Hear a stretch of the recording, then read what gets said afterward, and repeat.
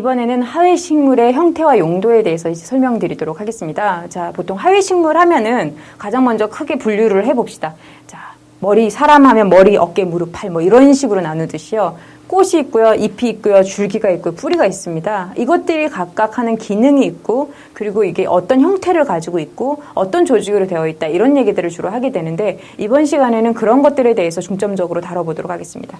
자, 우선 첫 번째, 제일 먼저 하회식물을 이제 분류를 할 때 저희가 꽃을 얘기를 하게 됩니다. 이 꽃이라는 거는 사실 여러분들이 생각할 때는, 예쁘니까 관상을 주로 목적으로 한다라고 생각하지만, 그건 사람이라는 그런 다른 관점에서 봤을 때 얘기고요. 식물의 경우에는 이 꽃의 역할이라는 거는 종자를 남기는, 즉, 개체를 번식시키고 좀 더 종족을 유지하기 위한 그런 목적으로 사용되는 겁니다. 즉 열매를 맺기 위해서 만들어지는 게 바로 이 꽃이라는 건데요. 자, 그러다 보니까 꽃은 기본적으로 그런 생식기관의 역할을 먼저 한다라고 생각을 하셔야 됩니다. 자, 그래서 어떤 경우에는 꽃 색깔이 화려하기도 하고요. 왜 벌하고 이런 곤충들을 막 이렇게 당겨야 되니까, 오라고 막 손짓을 해야 되니까 그러기도 하고요. 또 향이 굉장히 좋은 경우에는 굳이 필요가 없기 때문에 꽃이 많이 태화가 되는 경우도 있고요. 또 반대로 꽃이 너무 작고 볼품도 없고 향기도 없어요. 이런 경우는 오히려 포나 꽃받침이 막 변해서 나 꽃인 척하고 저 꽃이에요 이렇게 있는 경우도 있습니다. 자, 이것들은 다 그 목적성 때문이죠. 자, 우선 꽃을 얘기를 할 적에 제일 먼저 형태 구조를 먼저 얘기를 해야 됩니다. 자, 꽃이 이렇게 생긴 꽃이 있습니다. 형태가 좀 그런가요? 옆에서 봤을 때. 자, 그 다음번에 암술이 있고, 자, 이렇게 수술이 있고, 꽃 받침이 있겠죠? 자, 가장 기본적인 꽃 형태를 얘기를 하는데, 자, 제일 먼저 꽃은 꽃 받침이 먼저 생기고, 그 다음에 꽃잎이 생기고, 그 다음에 수술과 암술 순으로 가게 됩니다. 자, 제일 먼저 여기에 있는 이 암술, 중심에 있는 암술 같은 경우, 암술머리, 암술대, 요 밑에 자방, 이런 식으로 지금 형성이 되고요. 여기 있는 수술기관 같은 경우에는 수술대, 여기 꽃밥, 이렇게 구성이 되고, 잎이 있고, 받침이 있습니다.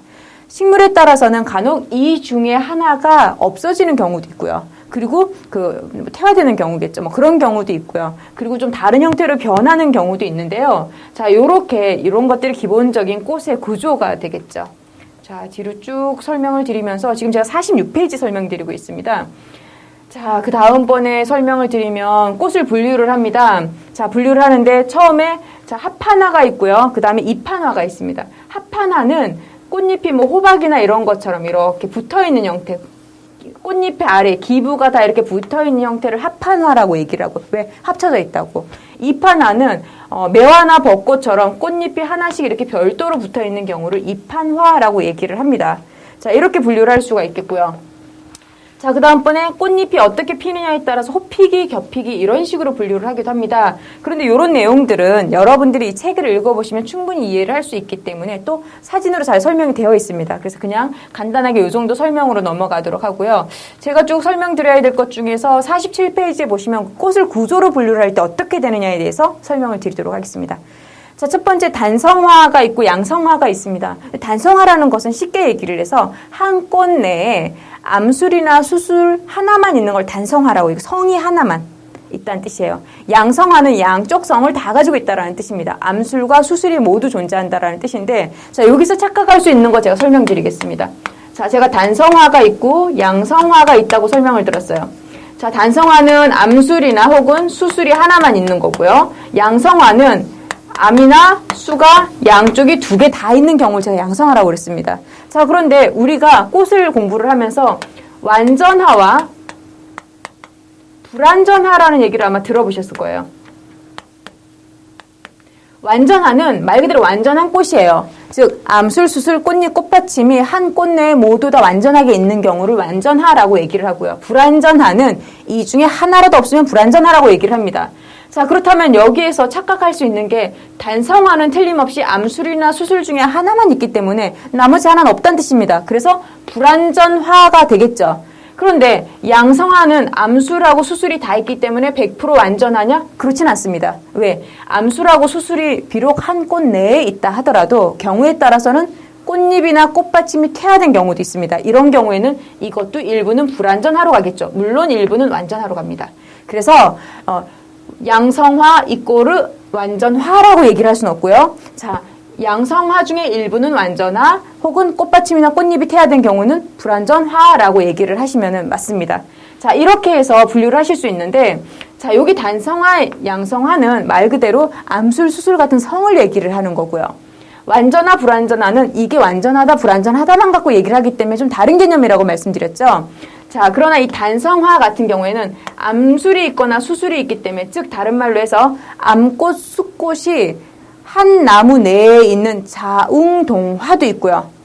자웅이죠. 암수죠. 자, 암수가 한 꽃 내에 있는 자웅동화도 있고요. 그리고 자웅동주겠죠. 자웅동주가 있고요. 나무가 다르게 있는 암꽃나무, 숫꽃나무가 따로 있는 자웅이주가 있습니다. 자웅이주 같은 경우에 대표적인 게 뭐가 있을까요? 자, 은행나무 같은 경우 대표적인 자웅이주죠. 암나무, 숫나무가 별도로 있습니다. 자, 그리고 자, 아까 말씀드렸던 자웅동주가 있고요. 자웅이주가 있다고 말씀드렸어요. 다를 이자죠. 같을 동자고 암과 수가 한 나무 안에 있고 암과 수가 다른 나무가 다르다라는 뜻입니다. 그래서 이렇게 또 분류를 할 수 있는데, 자, 단성화 같은 경우는 이렇게 분류를 할 수가 있습니다. 자, 그래서 꽃에 대해서 제가 구조를 가지고 조금 설명을 드렸습니다. 자, 그 다음에 꽃하면 여러분들이 시험에 늘 등장하는 화서가 있습니다. 자, 이 화서라는 것은 자, 꽃 자루에, 꽃 줄기에 꽃이 어떤 형태로 달려있나 이게 화서예요. 자, 이걸 화서라고 하는데 화서는 크게 얘기를 하면 두 가지로 나눕니다. 첫 번째는 무한화서. 두 번째는 유한화서가 있습니다. 자, 제가 여러분들 외우시기 쉽게 늘 설명을 드리겠습니다. 자, 무한화서는 한이 없다, 무한하다 이렇게 외우세요. 유한화서는 유한하다, 한이 있다라는 뜻입니다. 자, 그러면 무한화서는 자 보세요. 줄기의 꽃자루의 아래에서부터 꽃이 위로 피어 올라가기 때문에 자, 요 안에서 계속해서 나오죠. 계속해서 자라면서 꽃봉오리들이 계속 나오기 때문에 어디까지 필지 모르니까 무한하다. 실제로 무한하진 않지만 거의 무한하다. 그래서 무한화서라고 얘기를 하고요. 자, 반대의 개념은 밖에서부터 꽃이 안으로 펴 들어가는 것도 안에서 꽃이 계속 밖으로 나오니까 이것도 무한화서라고 얘기를 합니다. 그런데 유한화서는 자, 이미 정해져 있어요. 왜? 위에서부터 밑으로 피어 내려가기 때문에 위가 이미 끝났잖아요. 정해져 있어요. 밑에 얘가 이미 결정되어 있는 만큼만 피기 때문에 이건 유한화서라고 얘기를 하고요. 거꾸로 안에서부터 밖으로 피어 나오는 것도 유한화서라고 얘기를 합니다. 자, 무한화서의 대표적인 건 금어초, 글라디올러스 이런 경우에는 얘가 얼마만큼 필지 모르기 때문에 무한화서라고 얘기를 하고요. 유한화서는 대표적인 게 리아트리스 같은 거 보면 어때요? 위에서부터 피기 때문에 이미 필 양이 결정되어 있습니다. 이런 걸 유한화서라고 얘기를 합니다. 자, 이런 건 꽃을 피는 상황에 따라서 크게 우리가 두 가지로 나눈 거고요. 이제 형태만 갖고 얘기를 하겠습니다. 꽃이 어떤 식으로 핀다. 자, 대표적인 처음에 우리가 총상부터 설명을 드리겠습니다. 대표적인 걸 먼저 설명을 드릴게요. 화서를 분류를 할 적에 첫 번째 총상 화서를 얘기합니다. 자, 이렇게 가르쳐드리면 굉장히 쉬워하시더라고요. 총상화서, 수상화서를 굉장히 많이 어려워요, 힘들어요 이러시는데 자, 일단은 꽃자루를 따라서 이렇게 꽃이 피어 올라가는 거는 꽃줄기를 따라서 꽃이 피어 올라가는 건 총상과 수상이 똑같습니다. 그런데 총상화서는 꽃자루가 총처럼 달려있다고 외우세요. 자, 그래서 총상화서. 수상화서는 꽃자루가 없어요. 꽃이 있어야 되는데 그래서 수상한 애들이죠. 그래서 수상화서라고 외우시면 훨씬 쉽게 이해하실 수 있습니다. 자, 이거 뭐가 총상이지, 뭐가 수상이지 이렇게 막 헷갈려 하세요. 근데 그냥 얘는 꽃자루가 원래 있어야 되는데 꽃자루가 없잖아요. 그러니까 수상한 애들이잖아요. 이렇게 외우면 굉장히 쉽게 외울 수 있다는 거죠. 자, 그래서 총상화서 같은 경우에는 뭐 금오초라든지 뭐 스톡 이런 것들이 가장 대표적인 케이스고요. 수상화서 같은 경우에는 자, 어떤 게 있냐면 범꼬리라든지 아니면은 또 뭐가 있을까요? 맹문동 이런 것들 가장 대표적인 수상화서들입니다. 자, 그래서 여러분들 이렇게 이해를 하시면 쉬울 거고요. 그 다음번에 자, 총상 수상을 했으니까 이제 원추화서 설명드릴게요. 자, 원추화서는 아까 제가 설명드렸던 총상이요. 자, 꽃 자루를 따라서 이렇게 생긴 총상들이 또 격가지로 또 붙는 거예요. 그래서 전체적인 형태가 마치 원추 형태로 달린다. 그래서 원추화서입니다.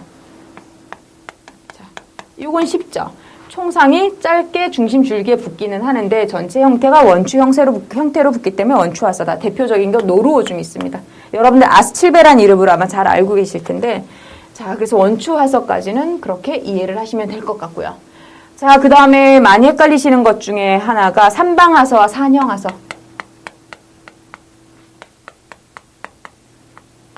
자, 요렇게 외우시면 편해요.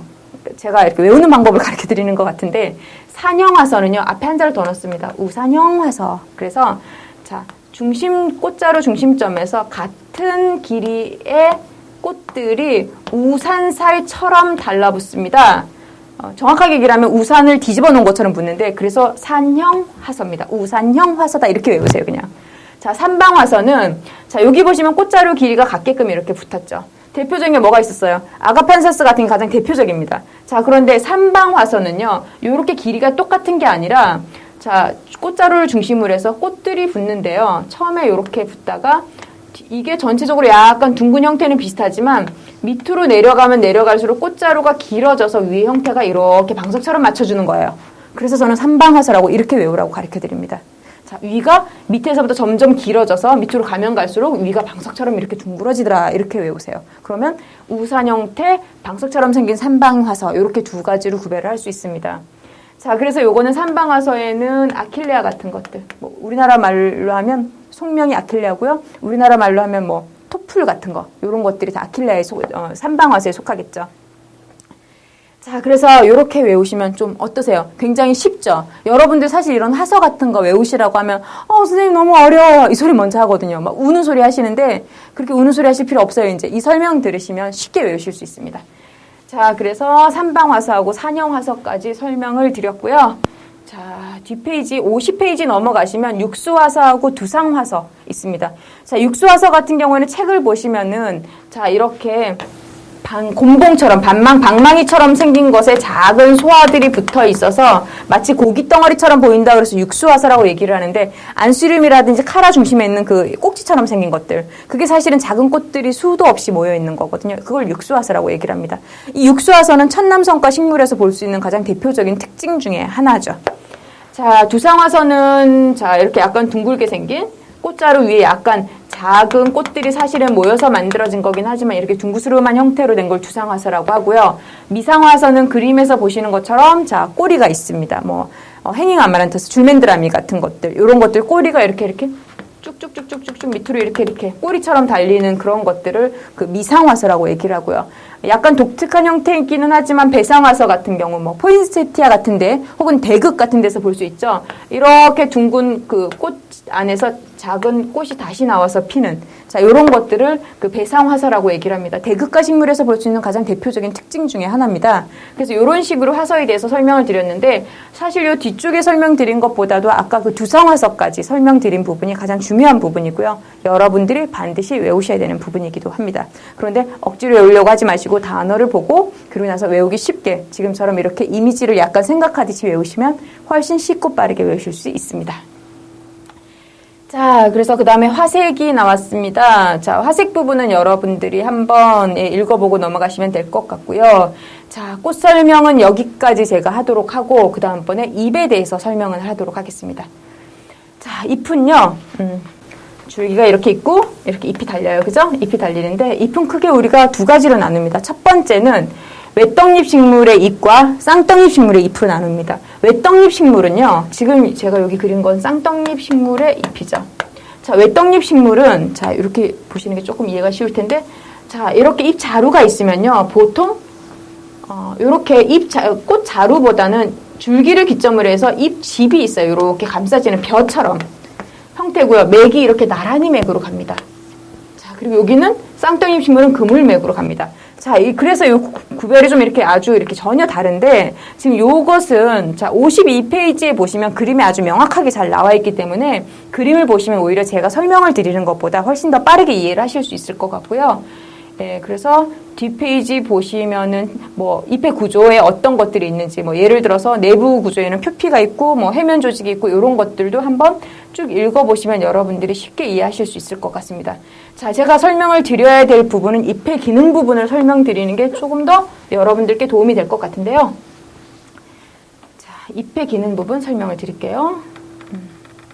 자, 잎의 기능은 우리가 크게 얘기를 할 때 세 가지 정도로 얘기합니다. 첫 번째는 광합성 작용. 두 번째는 증산작용. 세 번째는 호흡작용.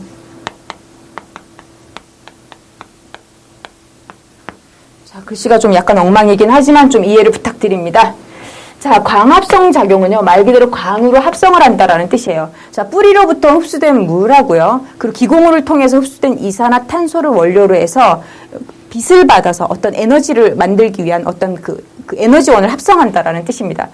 자, 쉽게 얘기를 해서 공식이 있겠죠. 자, 뿌리로부터 흡수된 물, 거기에다가 기공의 잎의 뒷면에 있는 기공을 통해서 들어온 이산화탄소를 가지고요, 합성을 해요. 이때 뭐가 있어야 된다고요? 반드시 빛이 있어야 됩니다. 그래서 광합성이에요. 자, 빛이 있어야 되고요. 합성하는 장소는 엽록체입니다. 자, 이렇게 해서 합성을 해서 만들어지는 게 포도당, 뭐 이런 것들이겠죠. 여기에서 발생되는 부산물이 산소입니다.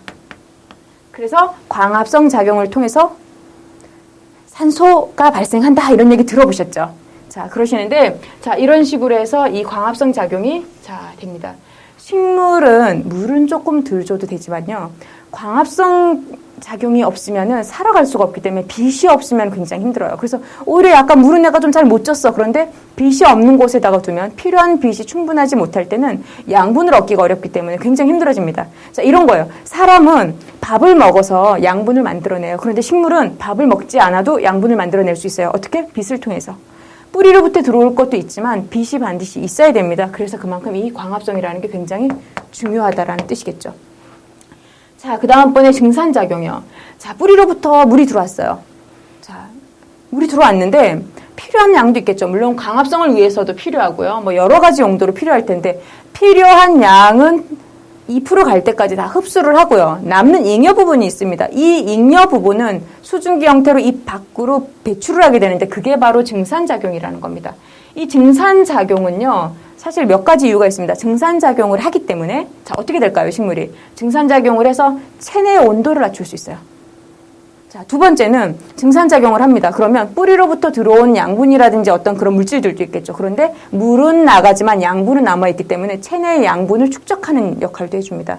그리고 증산을 시켰기 때문에 다시 물을 끌어올리는 역할도 해주겠죠. 그래서 이 증산작용은 굉장히 중요합니다. 그만큼. 이것도 역시나 잎에서 가장 많이 일어나는 작용 중에 하나입니다. 자, 세 번째는 호흡작용이 있어요. 자, 이 호흡작용이라는 거는 사람이 숨 쉬는 거하고 똑같은 거예요. 그리고 사람이 그 위장으로 들어온 음식을 갖다 소화시켜서 양분으로 만드는 것하고도 똑같습니다. 즉, 자, 광합성을 통해서 이렇게 자, 포도당이라든지 이런 것들을 만들었어요. 만들긴 만들었는데 이걸 몸에다 필요하게 써야 될 거 아니에요. 그래서 이 만든 걸 가지고 태워서 필요한 에너지원을 만들어내는 걸 호흡작용이라고 합니다. 자, 거기 보시면 포도당에다가 자, 산소를 다시 이제는 거꾸로 유입을 하고 그래서 에너지원을 만든 다음에 자, 이걸 부산물로 뭐가 발생이 되냐면은 자, 물과 이산화탄소가 발생이 됩니다. 그럼 선생님 아까 전에 광합성을 통해서 산소가 발생이 된다고 하고 저도 그렇게 들었는데 이건 반대잖아요. 예, 물론 이산화탄소를 내뱉기도 하고 산소를 내뱉기도 합니다. 그런데 광합성을 통해서 내뱉는 산소의 양이 그 호흡작용을 통해서 내뱉는 이산화탄소의 양보다 확연하게 많기 때문에 우리는 쌤쌤하고도 남아서 항상 식물은 산소를 내뱉는다라고 얘기를 하는 거예요. 이산화탄소를 전혀 안 내뱉기 때문에 그 산소를 내뱉는다라고 얘기를 하는 게 아니라 자, 그렇게 이해를 하시면 쉬울 것 같습니다. 자, 지금 제가 잎의 기능에 대해서 쭉 설명을 드렸는데 뒤에 56페이지에 보시면 잎의 형태에 대한 것도 쭉 설명이 되어 있습니다. 그래서 기본적인 잎의 형태에 대한 것들은 여러분들이 책을 보시면 충분히 이해하시기 쉽게끔 제가 설명을 드렸어요. 설명을 드렸기 때문에 잎에 대한 내용은 여기까지 설명을 하도록 하겠습니다. 지금 이번 시간에 꽃과 잎의 형태라든지 기능에 대해서 설명을 드렸는데 그렇게 이해하시면 어렵지 않습니다. 그런데 단순하게 외우려고 하면 굉장히 어려울 수도 있는 부분이겠죠. 자, 뒤쪽에 보시면은 잎의 형태라든지 그리고 잎이 어떻게 붙는다. 뭐 예를 들어서 뭐 깃털 형태로 붙어서 뭐 복엽 중에서도 단엽이 있고 복엽이 있죠. 잎이. 하나만 붙어 있는 건 단엽이고요. 여러 개가 붙어 있는 건 복엽이라고 얘기를 하는데 뭐 복엽 중에도 깃털처럼 붙었다 그래서 깃우자를 써서 우상복엽이라고 부르기도 합니다. 그런 부분들은 뒤에 책에 자세하게 굉장히 상세하게 설명을 제가 해 두었기 때문에 그런 부분들은 여러분들이 직접 보셔서 이해를 하시면 좀 쉬울 것 같고요. 잎에 대한 설명은 여기까지 하도록 하겠습니다.